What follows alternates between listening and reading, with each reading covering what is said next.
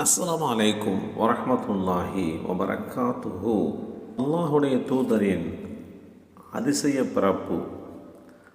அபு கதாதா அல் அன்சாரி ரலியல்லாஹு அன்ஹு அவர்கள் கூறினார்கள், அல்லாஹுடைய தூதர் ஸல்லல்லாஹு அலைஹி வஸல்லம் அவர்கள் கூறினார்கள், திங்கட்கிழமைதான் நான் பிறந்தேன். அதில்தான் எனக்கு குர்ஆன் முதலில் அருளப்பெற்றது என்று குறிப்பிட்ட இந்த செய்தி ஸஹீஹ் முஸ்லிமில் 2153 என்ற எண்ணிலே பதிவு செய்யப்பட்டிருக்கிறது. அல்லாஹ்வுடைய தூதருடைய பிறப்பு இந்த உலகத்திற்கு மிகப்பெரிய திருப்பு முனையை ஏற்படுத்தி கொடுத்தது. வானத்தை நோக்கி பார்க்க முடியாத வகையில் குழந்தையின் மீது வைக்கப்பட்டிருந்த பானை உடைந்த சம்பவமும் வரலாறுகளும் இடம்பெற்றிருக்கின்றன. அரபு நாட்டு மக்களில் குறைஷிகள் ஒருவருக்கு இரவில் குழந்தை பிறந்தால் அந்த குழந்தையை குறைஷி பெண்களிடம் கொடுப்பார்கள். அவர்கள் அந்த குழந்தையின் மீது ஒரு பானையை அதில் காற்று புகும் வகையில் ஓட்டை போட்டு அக்குழந்தை மீது கவிழ்த்து வைத்து விடுவார்கள். காலையில்தான் அந்த பானையை எடுப்பார்கள்.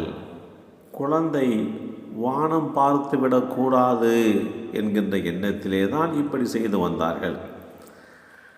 இதே போன்று அல்லாஹுடைய தூதர் ஸல்லல்லாஹு அலைஹி வஸல்லம் அவர்கள் பிறந்த போதும் அப்துல் முத்தலிப் அந்த பெண்களிடம் குழந்தையை கொடுத்தார். அப்பெண்கள் வழமை போலவே செய்தனர். ஆனால் காலையில் வந்து பார்த்தபோது அந்த பானை இரண்டாக உடைந்து கிடந்ததுடன் அந்த குழந்தை வானத்தின் பக்கம் கண்களை செலுத்தி கொண்டிருக்க அந்த காட்சியையும் கண்டு அந்த மக்கள் ஆச்சரியமடைந்தனர்.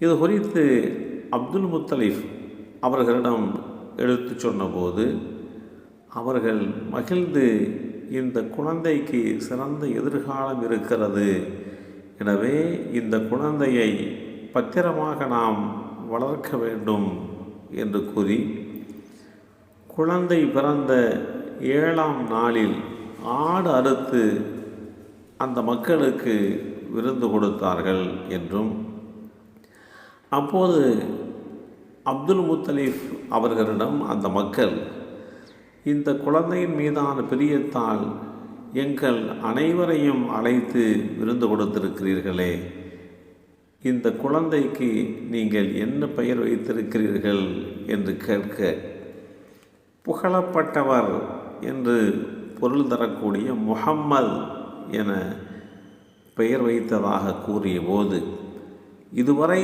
இப்பெயரை நம் பரம்பரையில் யாரும் வைக்கவில்லையே என்று ஆச்சரியத்தோடு கேட்டதோடு மாத்திரமல்லாமல், இந்த குழந்தை அல்லாஹ்வின் மூலமாகவும் உலக மக்கள் அனைவராலும் புகழப்பட வேண்டும் என்று விரும்பித்தான் இந்த பெயர் வைத்ததாகவும் அப்துல் முத்தலிப் அவர்கள் குறிப்பிட்ட அந்த செய்திகளையும் சீரத்துன் நபவியாவிலே பதிவு செய்யப்பட்டிருக்கக்கூடிய வரலாற்று செய்தி தெளிவுபடுத்தி காட்டுகின்றது.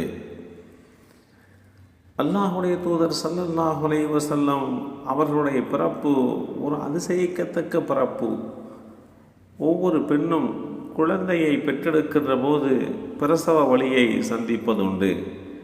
ஆனால் அல்லாஹ் பிறக்கக்கூடிய இந்த குழந்தையினுடைய தாய் அன்னை ஆமினா அம்மையார் அவர்களுக்கு பெண்கள் பிரசவத்தின் போது அனுபவிக்கக்கூடிய எந்த வலியின் சிரமத்தையும் அந்த தாய்க்கு வழங்கவில்லை.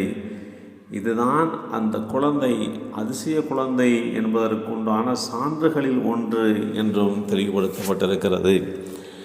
எல்லாம் வல்ல அல்லாஹு தாலா நபி ஸல்லல்லாஹு அலைஹி வஸல்லமுடைய வழிகாட்டுதல்களை நம்முடைய வாழ்க்கையிலே பின்பற்றக்கூடிய பாக்கியத்தை நமக்கும் நம் சந்ததிகளுக்கும் வழங்கி அருள் புரிவானாக. அஸ்ஸலாமு அலைக்கும் வரஹ்மத்துல்லாஹி வபரகாத்துஹு.